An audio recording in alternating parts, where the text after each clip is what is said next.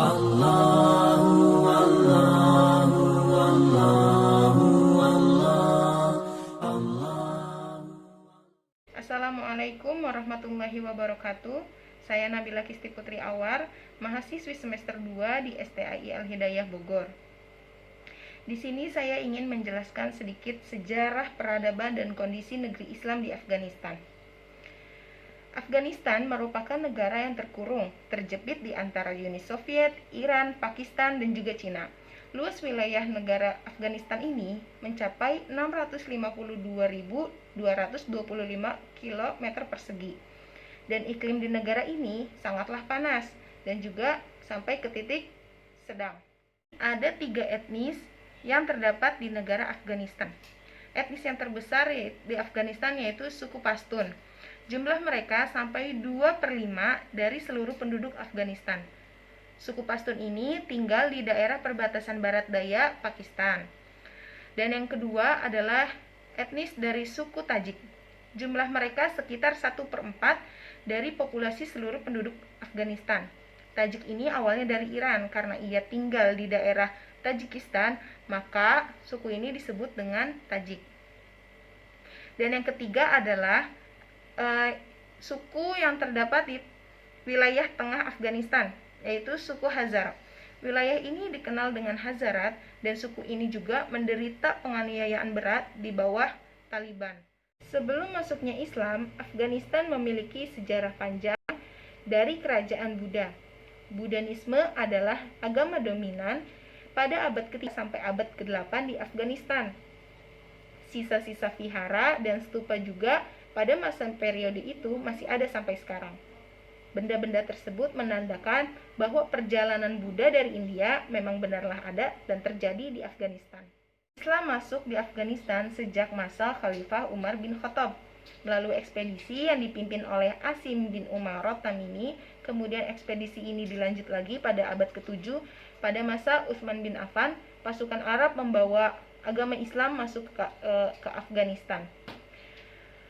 Islam berhasil masuk wilayah Kabul, dan sejak tahun 870 Masehi, peradaban Islam secara praktis telah mengakar ke seluruh Afghanistan.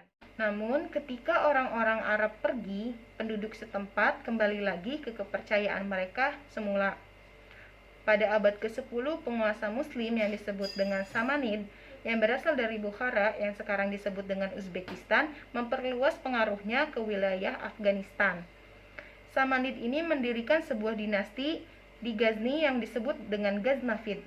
Raja Ghaznavid yaitu Mahmud, yang memerintah pada tahun 998 sampai 1030 Masehi, menyebarluaskan Islam sampai ke seluruh wilayah Afghanistan. Ia memimpin banyak ekspedisi militer ke India. Kekuasaan Islam juga belum pernah kuat di wilayah Afghanistan kecuali pada masa pemerintahan Ghaznawiyah. Pendiri dinasti Ghaznawiyah adalah Subuktigin. Ghaznawiyah ini berawal dari amir dari dinasti Samaniyah, yang dimana yang bernama Abdul Malik bin Nuh. Ia membeli budak yang bernama Alptigin. Pada awalnya ia hanya dijadikan seorang budak, kemudian diangkat menjadi wali di wilayah Kusaran. Alptigin mengalami pemecatan oleh amir yang kedua yang bernama Mansur ibnu Nuh. Kemudian ia pergi ke Afghanistan beserta tentaranya, menetap di kota Ghazna, dan ia membuat atau membentuk pemerintahan di sana. Kemudian ketika Alptigin wafat, pemerintahan itu dilanjut oleh anaknya yang bernama Ishaq ibnu Alptigin. Dia mempunyai budak, dan budak itu menjadi menantunya sekaligus, yang bernama Subuktigin. Nah, Subuktigin inilah yang kemudian membentuk dinasti Ghaznawiyah. Dinasti ini terkenal galak dalam melakukan panggilan Islam dan membawa Hindu serta Buddha benar-benar keluar dari wilayah Afghanistan.